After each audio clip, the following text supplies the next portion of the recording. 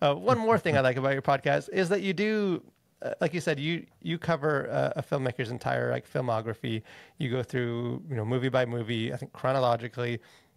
And I think that does give a different perspective, because I think most people, we might watch a film of a director, not chronologically. Maybe we haven't seen any of the other films. This is the new one. We don't always go back.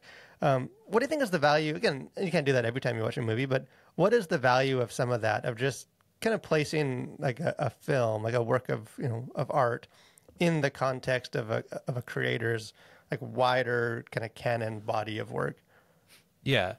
So when what's funny is when I was thinking about when you sent me like some of the things we'd be talking about, and I saw this in the notes, I was like, oh, I need to go.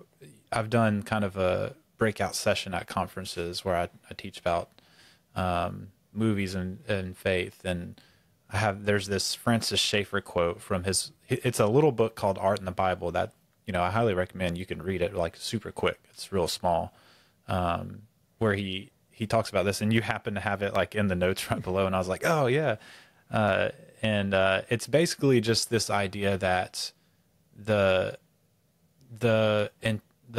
totality of an artist's work kind of shows their worldview as a whole. I think even more than that, even more than the Schaeffer quote, it kind of shows you how it can even show you like how they mature, how their thoughts change, how maybe things going on in history kind of affect the direction of their art. And I was thinking too about like, if you were to say like, well, what was Van Gogh like as an artist? You wouldn't say, well, here's his like most famous painting. Can you just look at that and you can kind of figure out what kind of like artist Van Gogh was. It's like, well, no, you kind of have to like look at all of his paintings and look at his work and kind of even maybe learn a little bit about his life.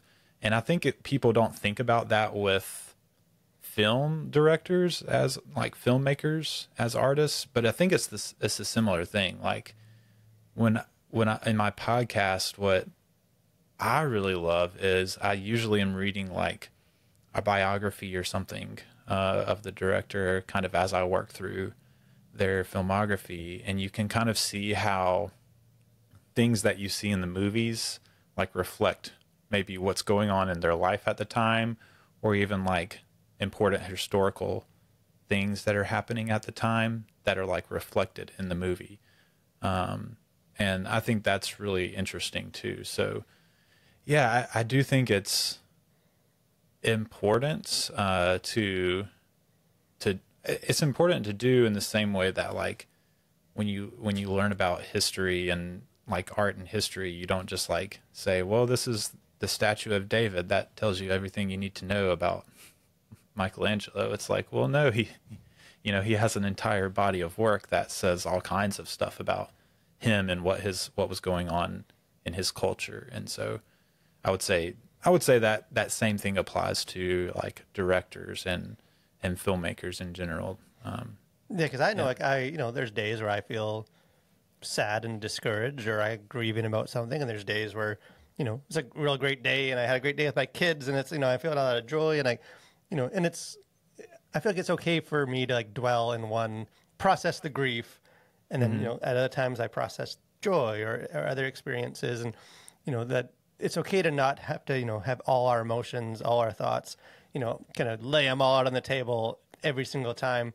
Because in some ways, I'll even take Schaeffer's quote further I think it's important to approach films like, in the body of the individual filmmaker's work, body of work, but also just like as a canon of film, like, that this film, because there was I believe it was for the Joker movie, which came out a couple of years ago. And a Christian, kind of prominent Christian speaker guy did a review. He hadn't seen the movie yet, but the reason he had said he didn't, in his article, kind of wrote an article on it, is that there was just a lack of hope, like that it just dwelt in a lot of despair and, disillusionment and disenfranchisement, all this sort of these emotions. And kind of his take was, but it's an incomplete film because it doesn't also have the hope. It doesn't kind of combine both of those. And And at least to me, again, people can have different opinions on that, but I feel like it doesn't need that though. Like, there are films that have that. There are films that have both, that, a character moves from one stage to the other. But I feel like there's also value in just processing in, specific themes or emotions and stuff in a film, and not expecting that every film like represents the totality of who this person is or who humanity is, and that we have to cover. Because I know, like, we've talked, Sam, like with one of the downfalls, or the tendencies that we don't like for like a lot of faith-based films, is that like you got all of it in there. Like you got, it's, even if it has a message, it has like 10 messages, and it wants to cover this and this teaching point and this emotion and this tragedy and this, and it's just almost like there's a sense that like every filmmaker makes a film, like every sort of these faith-based filmmakers, as though like this is the last film they will ever get to make, or any Christian will get to make, and they got to make sure like every audience member gets that. Well, and I think the danger in that obviously is that you end up not telling a good story because you're trying to do weight, like you're putting way too much weight on a single film. And I think there is just sort of this, at least within faith-based film, a real kind of fear that of loose ends, and fear of ambiguity, and fear of untidy endings, which I love an untidy ending in a movie. I think that's one of the great things about some movies is you didn't get, there was no resolve necessarily, and I think sometimes that's okay. But it's like at least the faith-based film community, I don't think has yet really learned to be okay with that. And I don't know if that's going back to like what you're saying, like there's sort of this two sides to it, because you've got all the funding aspect wants there to be a tidy summation at the end, and like no loose ends, and it's very, very clear the message of the film. And I wonder just, what is that?